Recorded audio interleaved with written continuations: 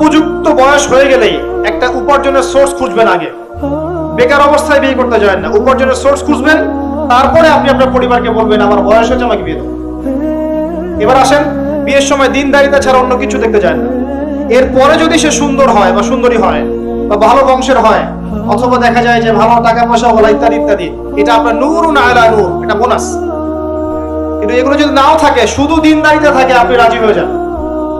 পরিবারের কর্তাদেরকেও বলবো যে মেয়ে বিয়ে দেওয়ার সময় ছেলের টাকা পয়সা দেখতে যায় না, ছেলের স্ট্যাটাস দেখতে যায় না বেশি বেশি, পরে দেখবেন এই মেয়ে ওর ঘরে গিয়ে পস্তাচ্ছে।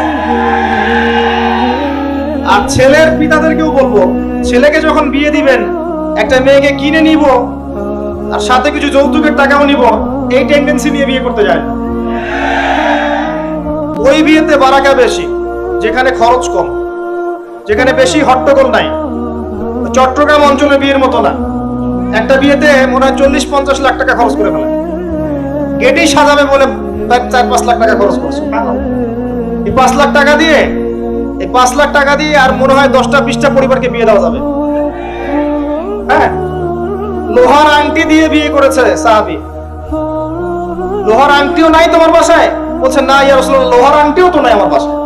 তাহলে কি করবা? কোরআনের কয়টা সূরা জানো? এই সূরাগুলো জানি, এগুলো শিখিয়ে দিও, যাও, মোহর হয়ে গেছে। কত সহজ বিয়ে, কত সহজ। আর এখন যেটা হয়, মেয়ে খুঁজবে দিনদার বিল গেটস আর ছেলে খুঁজবে দিনদার ক্যাটরিনা। কথা বুঝতে পারছেন? প্রিয় ভাইয়েরা, দিনদারি থেকে প্রাধান্য দেন, আর কিছু না। আপনি সফল হবেন ইনশাআল্লাহ, শান্তি পাবেন।